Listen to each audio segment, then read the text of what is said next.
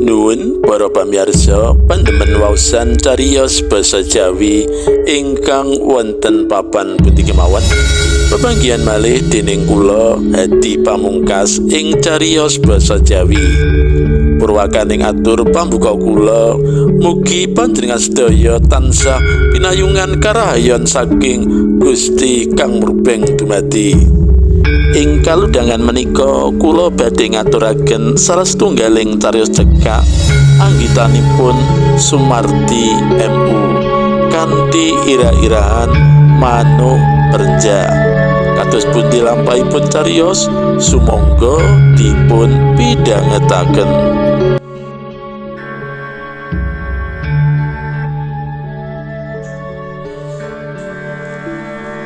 Bis sing dak tumpangi alon-alon ninggalake terminal Madiun.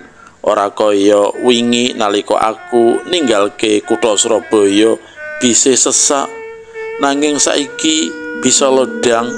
Pancen dak sengaja aku mulai ijen amarga dik dina Kemis aku ditelepon karo Mbak Yuku dikongkon mulai sedelok ana bab sing perlu dikandhakake karo sedulurku kabeh.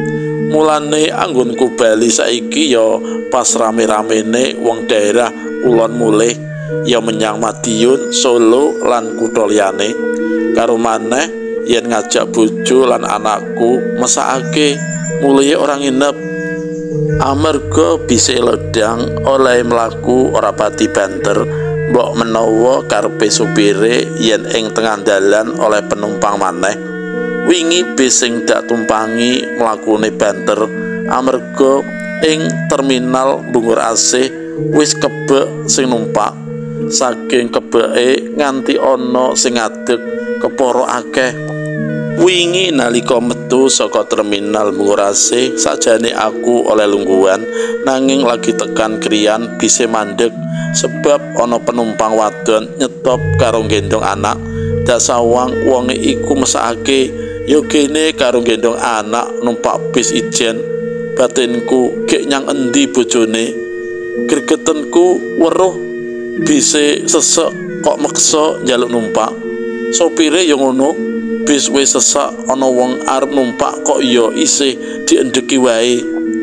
Atiku dadi kacau, arep lungguh terus apa ngadeg. Yen lungguh mesake wong wadon sing gendong anak kuwi, yen ngadeg aku ora weruh wong mau mudhun ing endi. Kadung aku ngadeg ojo-ojo wonge mudhun ing Madiun.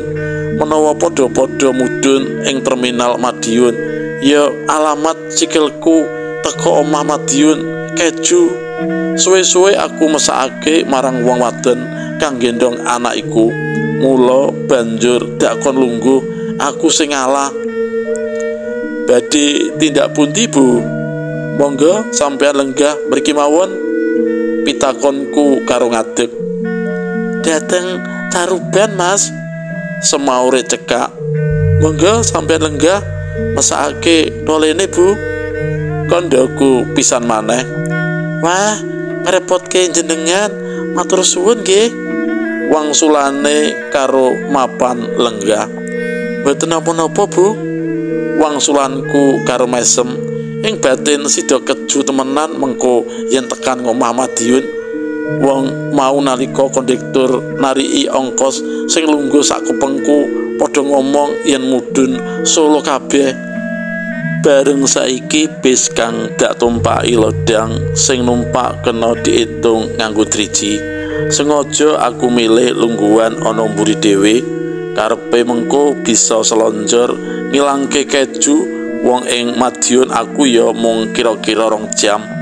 Olehku budal mau jam 09.00 esuk. Yen ora ana apa-apa ateges tekan Surabaya jam 1 awan, mengko leren sedelok banjur mangkat nyambut gawe. Nyambut gaweku mlebune jam 2, dadine ya isih ana wektu. Ora krasa olehku nglamun nganti keturon lan tangi nalika kondektur bis bengok-bengok yen bis wis tekan Mojokerto. Ing terminal Mojokerto mandeg sedelok karo golek tambahan wong sing arep menyang Surabaya. Nanging dak sawang saka jerone bis akeh-akeh yen ditakoni kondektur apa kernet wangsulane lunga menyang Jogja apa Solo. Dak deleng jam tembok sing ditempelake ing kacane bis ing ngarepe sopir isih nuduhake jam 11:30, ateges isih nutut yen tekan Surabaya kudu jam 1. Wong Mojokerto menyang Surabaya umume sak jam setengah wis tekan. Pancene nyambut gawe ing swasta kudu ora oleh keset yen ora kepingin kendile goling. Mulane yen ora loro aku arang banget ora mlebu. Metu saka terminal Mojokerto lakune bis banter. Wah, kebeneran banget, pikirku nang cepet tekan omah. Ananging pikirku mau kleru, jebule ora liwat dalan bypass Krian, keporo malah liwat pasar Krian sing mesti macet. Temenan bis mau ing pasar Krian dadak mandek pisan golek penumpang. Mandek sedele ana ngarepe pos polisi ana wong numpak loro liwat lawang ngarep. Banjur sedelok maneh ana wong numpak liwat lawang mburi karo nggawa bungkusan katone manuk, awit katon ana elar sing metu saka bungkusan sing digawa. Wong sing numpak sepisanan mau lungguh njajari aku ing kiwa lan tengenku, sing numpak kari lungguh ing ngarepku. Sawetara oleh mandek tambah maneh penumpang nanging lungguh ing bangku tengah, kira-kira oleh tambahan wong 10 maneh ing pasar Krian. Wong sing lungguh ngarepku mau nawani wong ing kiwaku. "Pak, niki kula gadah manuk perenjak. Angsal kula nyepeng ing karangan kala wau enjing. Jenengan tumbas tunggal 100.000 mawon nggih." Walah, cek larange atase manuk perenjak wae nganti 100.000 semaure. "Lho, manuk niki ocehane pinter sanget, Pak. Kadose manuk ingon-ingone tiang." "Iya, Pak, aku ngerti. Masa manuk perenjak wae ngoceh, paling ya kaya ngono." Wong ing tengenku mau melu-melu omong. "Lho, nggih lho Pak, wau kula petheti ocehane pun kados lagune Cocok Rawa," kandhane wong sing ngarepke sing nggawa manuk mau. "Ah, mosok manuk perenjak kok bisa nyanyi lagu Cocok Rawa?" pitakone wong ing kiwaku.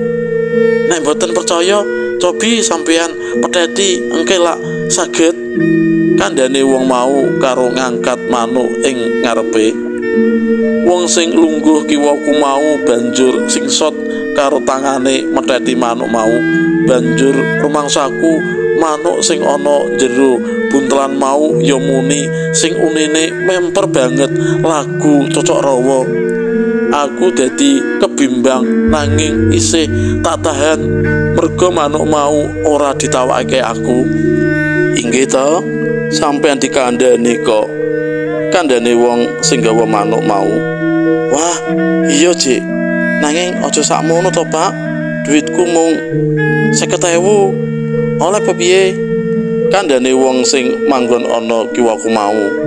"Nggih dereng angsal." "Ya wis, yen 75.000 piye?" kandhane wong sing ana sisih tengenku.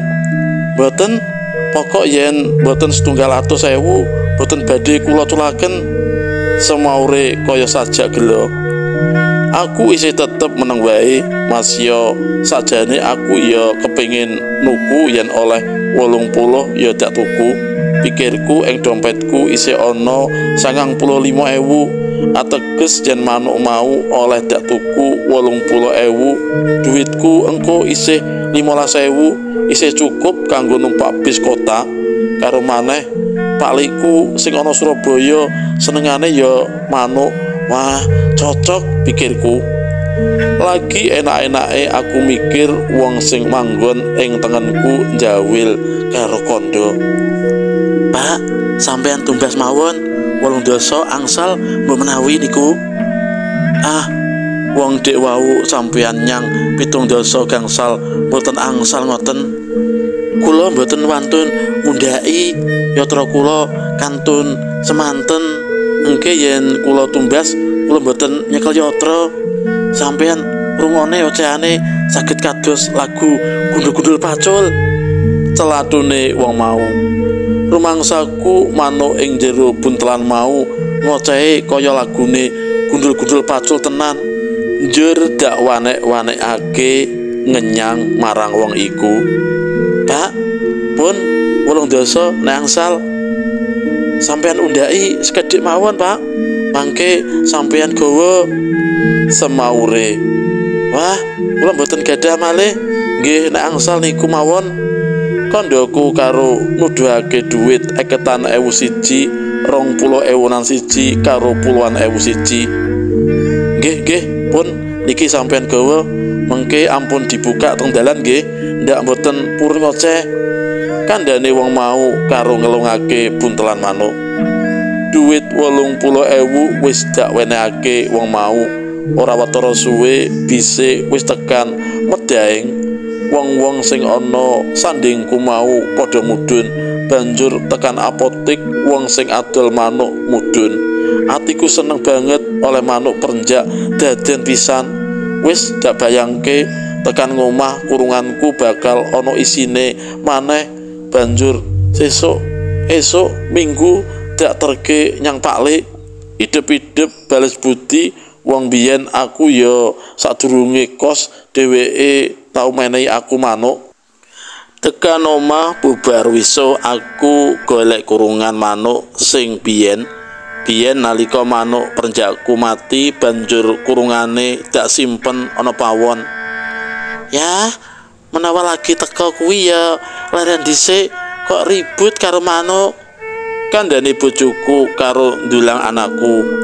Wah, sampean ki ora weruh manuk iki mau bisa ngoceh kaya lagu Cucok Rawa. Semaurku karo nglebokake manuk mau menyang kurungan. Walah, ngendi ana manuk perenjak bisa ngoceh sing penak, apa maneh bisa nyanyi lagu Cucok Rawa. Mbok ora usah nglindur. Sampeyan ki dikandhani kok ora percaya. Rungokno wae mengko yen dak petheti. Mengko ora mung lagu cocak, ning uga bisa lagune gundul-gundul pacul barang. Kandhaku maneh karo nyantolke kurungan. Sawise nyantolake kurungan manuk, aku banjur njupuk piring terus mangan. Hawane awan kuwi panas banget. Manganku karo jangan asem, lawe tempe karo sambal tomat wis mathuk tenan. Olehku mangan rodok rikat, selak kepengin ngrungokake ocehane manuk perenjak sing mentas dak tuku mau. Dak sawang manuk mau isih meneng wae karo endase tolah-toleh lan sedela-sedela ngobahake lare. Bubar mangan dak deleng isih jam 1:30. Aku isih duwe wektu setengah jam maneh sadurunge budal nyambut gawe. Dak parani kurungan sing gumantung ing emper omah. Tanganku dak tukake ing ngarepe manuk mau karo dak petheti. Aku gregeten, lah manuke kok muk meneng wae. Bojoku metu karo kondo. Endi ya ocehane? Aku kok ora krungu. Wong manuk isone mung tolah-toleh ngono lho. Jare bisa nyanyi lagune Cucok Rawa lan gundul-gundul pacul barang. Kandhane bojoku karo mesem sajak ngenyek. Lho, mau nalika ing jero bis ngoceh tenan lho, Bu. Saiki kok mung tolah-toleh wae. Semaurku karo tetep metheti manuk perenjak mau menawa gelem muni.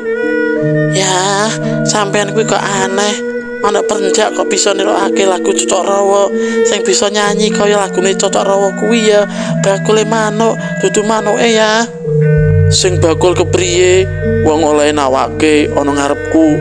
Piye oleh ngapusi? Mestine yen sing sot bakule aku ya weruh to, Bu. Wong aku ya ora ngantuk wektu iku. Lah sing dodol ana wong pira? Sing dodol ya mung siji to, Bu. Malah wong ing sandingku nawar manuk iki nanging mergo duwite kurang ora sida banjur dak tuku kuwi. Oh alah ya dikandani kok ngeyel. Sing nyuwara mau ya kancane sing dodol. Kandhane bojoku ora gelem ngalah. Wis aku ora kudu ail-ailan karo bojoku, mengko yen ngerti menawa oleh tuku manuk mau regane 80.000, sida diamuk temenan aku. Mumpung durung aku pamit wae mangkat nyambut gawe. Lah wong bojoku nek ngamuk ya kaya ngono kae. Ing pabrik aku cerita marang koncoku yen mau mentas diapusi wong ing bis nalika lagi mulih saka Madiun. Aku uga cerita wong telu lan oleh ngapusi sarana dodol manuk. Kanca wis badhe yen olehku kena apus ing dalan antarane Kriyan Surabaya, banjur sing ngapusi wong telu. Kono aku bisa badhe amarga dheweke uga kena apus. Keporo malah akeh, yaiku manuk perenjak rega 100.000. Jebule padha karo aku, manuke ora bisa apa-apa, mung tolah-toleh wae. Kancaku mau karo guyu kandha, "Wis ora usah mbok pikir nemen-nemen, mengko tambah kriting rambutmu. Lan akonono yen bakul manuk kuwi luwih pinter timbang awakmu." Aku ora bisa nyaut apa-apa, aku mun bisa mesem kisinan.